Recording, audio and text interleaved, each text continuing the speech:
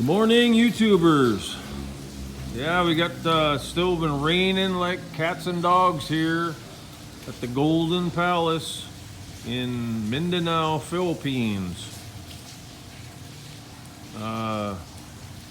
Just walking around the pool right here. As you can see, we've been getting so much rain since early this morning, maybe 5 a.m. it started. You still see the overflows on my pool.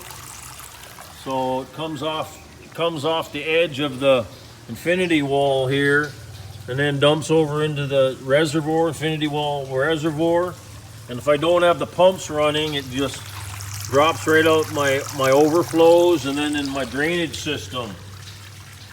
The drainage system is just, I got grading set up all along here, all along the floor, and that goes all the way down, goes under these steps right here, and then continues down over into this rock system I built. And this little rock river system, the water stays underneath the rocks and then goes out. I got pipe going through the wall in the back of the function hall here, back behind the bench seats I made here. See, all these rocks, and it takes the water from this roof in the function hall too, and it goes straight down into the rocks, and then there's pipe underneath the rocks that goes through the wall and then back into the jungle, down into the low areas of the jungle. So it's very efficient. It works real good.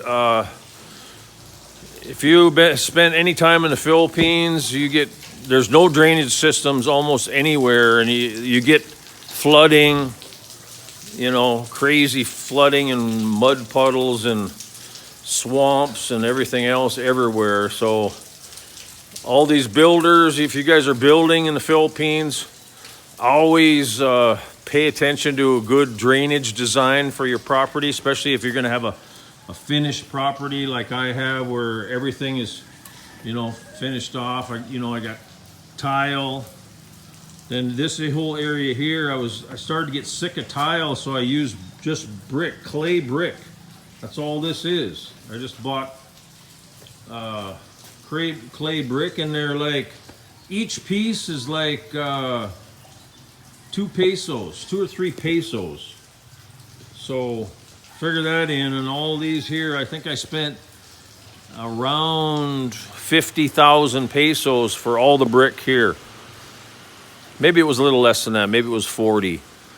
But yeah, and then like I say, in the Philippines, tile is almost everything. All the surfaces are covered with tile. So I really wanted to get the brick, and also the steps around the open concept here is this Pebble Tech. It turned out beautiful too. All it is, there's no sand, it's just cement and pebbles, washed pebbles. And it transitions real nice into a tile area. And this is what I really like doing too, is I always like to put this kind of a border piece of tile between a transition of 2 different tiles. And I think it looks real sharp. I don't know, if you like it, put it in the comments, and hopefully that you'll like it and use it yourself. And, you got to kind of match it up color-wise so it makes sense, but it works real good. And then again, this is my in the open concept in the middle here. Here's your gas fireplace, and this is all this prefab design concrete. So there's rebar inside of it. It's like 2.5 inches thick, and the body of it is the same. And then I just have my own little design here of a fire starter. Just you push it and it sparks it once you turn on the gas. And that propane gas, I keep my big tanks right over there in that little compartment. And it's real nice looking at night. I really, really love it. These here are the most comfortable chairs that there is that I've ever used in my life. That's called Adirondack chairs. That's the most comfortable, relaxed sitting of any chair, and it's super heavy duty. I bought this at S&R in CDO. I think they were close to $100 US per chair, but it's heavy duty, UV resistant. They can handle 300-pound person, and they're real wide. They're well worth the money, you know, to buy your high quality furniture. I would like to buy some more, but it's really not in the budget right now. So anyway, it's starting to get blue sky there. It's starting to clear up a little bit. So I showed, this is the chef kitchen. I showed you guys this the other day, but in the morning I come in here because the humidity gets so bad. I turn on the overhead fans, try to get some airflow going in here. But yeah, it's real nice functional kitchen. We do a lot of our big cooking in there. One thing though, my advice, like when these walls around my property, this one here is like 13, 14, close to 15 feet tall in this area. And then it gets shorter and shorter as you go up to the front gate. It's like the top of the metal is like 8 to 9 foot there. But these walls, when they were put in, I was not here. I was in the U.S. at that time, still working, and it's not square to the property. It's not square to the property. It's not square to the front road. That's because I wasn't there to oversee.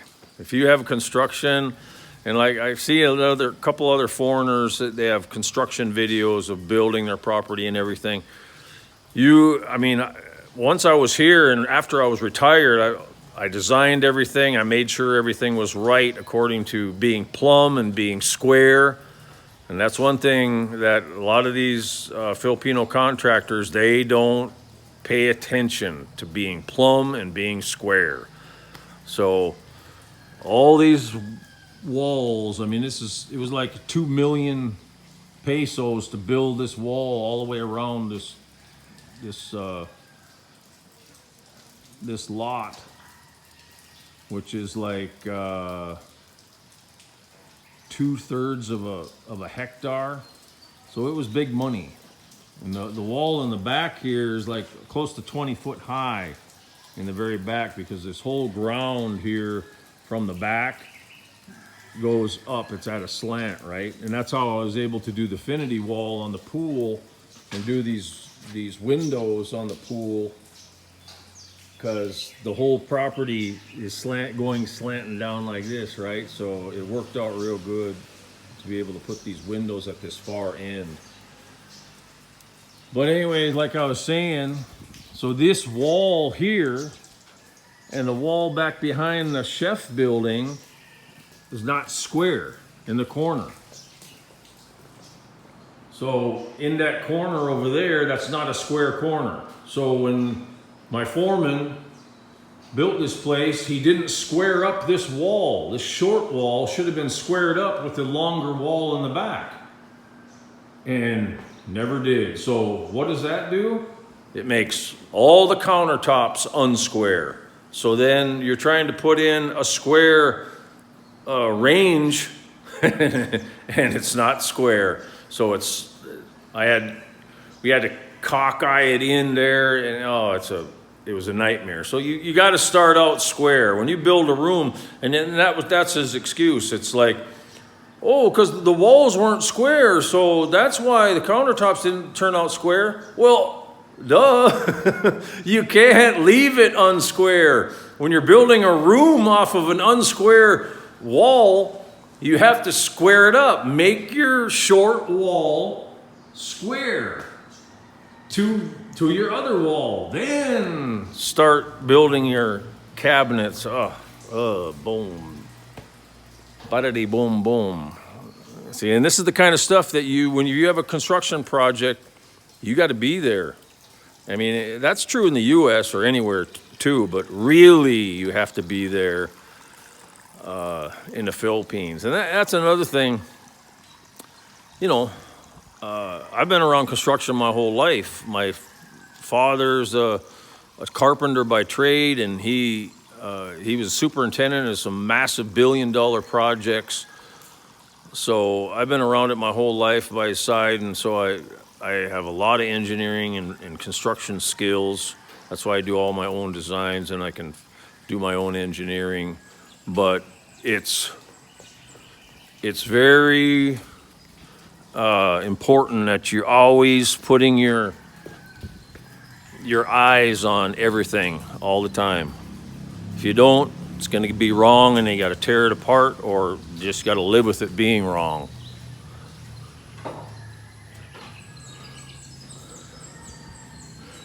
So yeah, looks like we got a lot of debris in the bottom of the pool this morning.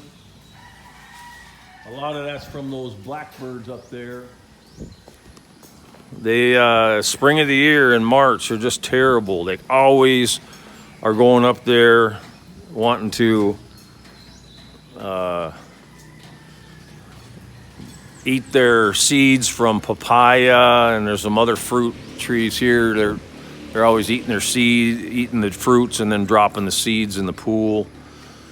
So after March or in April, then they do their nesting and they go away. But during this time, they're all gathering up, doing their mating and all that, and so it's a problem for me during March. So anyway, see, like I say, you know, it rains like hell in the morning, and then it starts to really clear up in the later morning and the afternoon here. It's really beautiful. So yeah, I'm just poolside here at the Golden Palace, just having my morning cup of tea, walking around, chatting with you guys. Hopefully, like I say, I can get out into some gold prospecting here next week. It's Thursday morning here, so I plan on following that one creek in my property up north, going all the way to the headwaters of it, and see if there actually is a small pond or a marsh or a swamp or something that's gathering all the water together for the head of that, you know, at the top of that stream coming down off the mountain, or if it's just ground saturation for the whole top of the mountain there that just formed in that low spot for that stream. I don't know. I'm going to find out, though.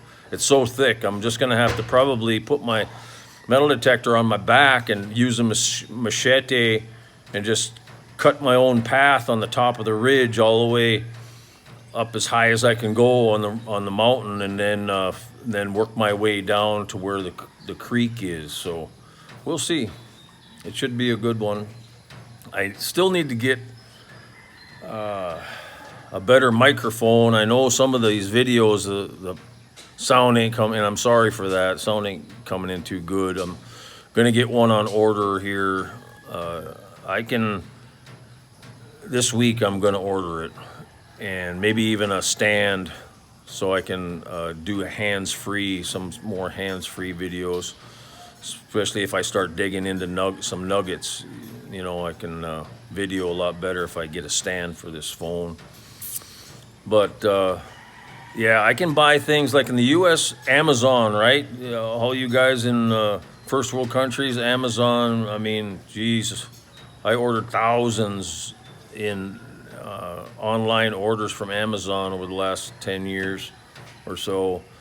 And once you got to the Philippines, it's available here now, but it's, and I actually haven't tried it, but this last year, Amazon started to be available here. But the company I use here, which is the Amazon of the Philippines, is called Lazada.